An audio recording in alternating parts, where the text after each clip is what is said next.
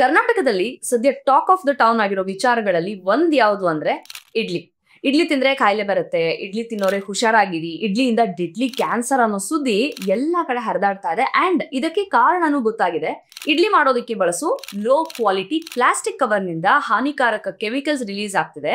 ಹಾಗಾಗಿ ಅಂಥ ಇಡ್ಲಿನ ತಿನ್ನೋದ್ರಿಂದ ಕಾಯಿಲೆಗಳು ಬರುತ್ತವೆ ಅಂತ ರಾಜ್ಯ ಆಹಾರ ಸುರಕ್ಷತೆ ಮತ್ತೆ ಗುಣಮಟ್ಟ ಇಲಾಖೆ ಇಡ್ಲಿ ಬೇಯಿಸೋದಕ್ಕೆ ಪ್ಲಾಸ್ಟಿಕ್ ಯೂಸ್ ಮಾಡೋದನ್ನ ನಿಷೇಧ ಮಾಡಿದೆ. ಇದು ತುಂಬಾನೇ ಒಳ್ಳೆ ಡಿಸಿಷನ್. ಇವಾಗ ನಾನು ಈ ವಿಡಿಯೋದಲ್ಲಿ ಬಾಳೆ ಎಲೆ ಈ ಪ್ಲಾಸ್ಟಿಕ್ ಗೆ ಬೆಸ್ಟ್ ರಿಪ್ಲೇಸ್ಮೆಂಟ್ ಹೇಗಾಗುತ್ತೆ, ಬಾಳೆ ಎಲೆ ಊಟ ಮಾಡೋದ್ರಿಂದ ಏನೆಲ್ಲ ಹೆಲ್ತ್ ಬೆನಿಫಿಟ್ ಸಿಗುತ್ತೆ, ಸೈನ್ಸ್ ಮತ್ತೆ ಆಯುರ್ವೇದ ಏನ್ ಹೇಳುತ್ತೆ ಅನ್ನೋದನ್ನ ತಿಳಿಸ್ತೀನಿ. ವೆಲ್ಕಮ್ ಟು GSS ಮಾಧ್ಯಮ.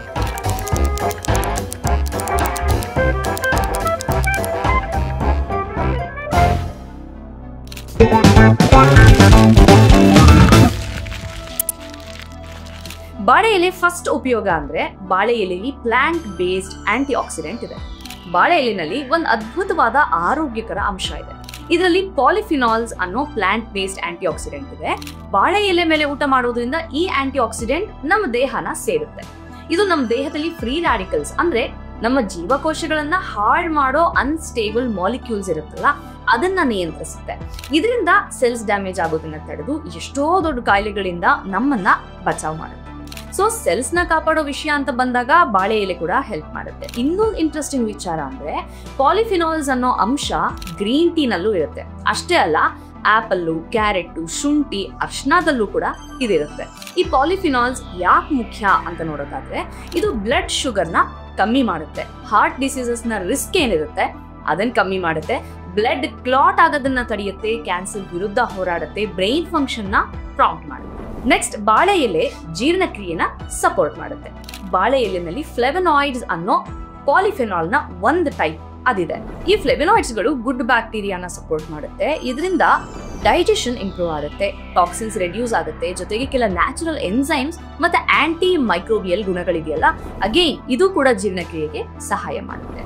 ಬಾಳೆ ಎಲೆ ರೋಗ ನಿರೋಧಕ ಶಕ್ತಿನ ಹೆಚ್ಚಿಸುತ್ತೆ. ಬಾಳೆ ಎಲೆನಲ್ಲಿರೋ ಆಂಟಿ ಆಕ್ಸಿಡೆಂಟ್ಗಳು ರೋಗ ನಿರೋಧಕ ಶಕ್ತಿನ ಬಲಪಡಿಸುತ್ತೆ. ಇದು ಹಾರ್ಮ್ಫುಲ್ ಪ್ಯಾಥೋಜನ್ ಅಂದ್ರೆ ರೋಗಾಣುಗಳನ್ನ ನ್ಯೂಟ್ರಲೈಸ್ ಮಾಡಿ ನಮ್ಮ ದೇಹನ ಸೋಂಕುಗಳಿಂದ ರಕ್ಷಿಸುತ್ತೆ. ಇಮ್ಯೂನ್ ಸಿಸ್ಟಮ್ ಕೂಡ ಇದರಿಂದ ಬೂಸ್ಟ್ ಆಗುತ್ತೆ. ಇನ್ನೂ ಒಂದು ಇಂಟ್ರೆಸ್ಟಿಂಗ್ ವಿಚಾರ ಅಂದ್ರೆ ಬಾಳೆ ಎಲೆ ಹೀಟ್ ರೆಸಿಸ್ಟೆಂಟ್. ಬಾಳೆ ಎಲೆಗಳು ತಾಪಮಾನ ಪ್ರತಿನಿರೋಧಕ ಗುಣನ ಹೊಂದಿದೆ. ಅಂದ್ರೆ ಇದು ಹೀಟ್ ರೆಸಿಸ್ಟೆಂಟ್ ಗುಣನ ಹೊಂದಿದೆ. ಇದು ಹೆಂಗ್ ವರ್ಕ್ ಆಗುತ್ತೆ ಅಂದ್ರೆ ಇದ್ರ ಮೇಲೆ ನ್ಯಾಚುರಲ್ ವ್ಯಾಕ್ಸ್ ಕೋಟಿಂಗ್ ಇರೋದ್ರಿಂದ ಬಿಸಿ ಊಟನ ಇದರಲ್ಲಿ ಆರಾಮಾಗಿ ಬಡಿಸ್ಕೊಂಡು ತಿನ್ಬೋದು. ಇದು ಯಾವುದೇ ರೀತಿ ಹಾರ್ಮ್ಫುಲ್ ಆಗಿ ರಿಯಾಕ್ಟ್ ಮಾಡೋದಿಲ್ಲ. ಫಾರ್ ಎಕ್ಸಾಂಪಲ್, ಪ್ಲಾಸ್ಟಿಕ್ ನಲ್ಲಿ ಬಿಸಿ ಹಾಕಿದಾಗ ಅದು ಬೇರೆ ತರ ರಿಯಾಕ್ಟ್ ಮಾಡಿ ಹಾರ್ಮ್ಫುಲ್ ಕೆಮಿಕಲ್ಸ್ ನ ರಿಲೀಸ್ ಮಾಡಬಹುದು, BPA ತರ. ಬಟ್ ಬಾಳೆ ಎಲೆ ಊಟ ಮಾಡಿದ್ರೆ ಈ ತರ ಯಾವುದೇ ಹಾನಿಕಾರಕ ಕೆಮಿಕಲ್ಸ್ ರಿಲೀಸ್ ಆಗಲ್ಲ. ಸೊ ಹೆಲ್ತ್ ಹಾಳಾಗುತ್ತೆ ಅನ್ನೋ ಭಯ ಇರೋದಿಲ್ಲ. ಇನ್ಫ್ಯಾಕ್ಟ್ ಪ್ಲಾಸ್ಟಿಕ್ ನ ಏನಾದ್ರೂ ಅಡಿಗೆ ಪ್ರಾಸೆಸ್ ಅಲ್ಲಿ ಯೂಸ್ ಮಾಡಿದ್ರೆ ಇದೇ ರೀತಿ ಹಾರ್ಶ್ ಕೆಮಿಕಲ್ಸ್ ರಿಲೀಸ್ ಆಗಿ ಅದು ಊಟದ ಮೂಲಕ ನಮ್ಮ ಹೊಟ್ಟೆ ಸೇರಿ ನಮ್ಮ ಹೆಲ್ತ್ ನ ಹಾಳು ಮಾಡುತ್ತೆ. ಇದೇ ಕಾರಣಕ್ಕೆ ಈಗ ನಮ್ಮ ರಾಜ್ಯದಲ್ಲಿ ಇಡ್ಲಿ ಬೇಯಿಸೋದಕ್ಕೆ ಪ್ಲಾಸ್ಟಿಕ್ ಬಳಸೋದನ್ನ ನಿಷೇಧಿಸಿರೋದು. ಸೊ ಇದರಿಂದ ಏನ್ ಅರ್ಥ ಮಾಡ್ಕೋಬೇಕು ಅಂದ್ರೆ ಇದು ಬರೀ ಇಡ್ಲಿ ಕಥೆ ಅಲ್ಲ. ಪ್ಲಾಸ್ಟಿಕ್ ನ ಬಳಸಿ ಏನೇ ಪದಾರ್ಥ ತಯಾರು ಮಾಡಿದ್ರು ಅದನ್ನ ಸೇರಿಸಬಾರ್ದು. ಸೊ ಈಗ ವಿಷಯನ ಕಂಟಿನ್ಯೂ ಮಾಡ್ತೀನಿ. ಬಾಳೆ ಎಲೆ ಮೇಲೆ ಊಟ ಮಾಡೋದ್ರಿಂದ ಏನ್ ಬೆನಿಫಿಟ್ ಅಂತ ಆಯುರ್ವೇದ ತಜ್ಞರ ಜೊತೆ ಮಾತಾಡಿದೆ. ಅವ್ರು ಹೇಳಿದ್ ಏನಂದ್ರೆ ಬಾಳೆ ಎಲೆನಲ್ಲಿ ಆಲ್ಕಲೈನ್ ಪ್ರಾಪರ್ಟೀಸ್ ಇದೆ. ಅದ್ರ ಮೇಲೆ ಊಟ ಮಾಡೋದ್ರಿಂದ ನಮ್ಮ ಹೊಟ್ಟೆಯ ಆಸಿಡ್ ನ ನ್ಯೂಟ್ರಲೈಸ್ ಮಾಡುತ್ತೆ, ಆಸಿಡ್ ರಿಫ್ಲೆಕ್ಸ್ ಆಗೋದನ್ನ ತಡೆಯುತ್ತೆ. ಸೊ ಆಸಿಡಿಟಿ ಆಗಲ್ಲ ಅಂತ.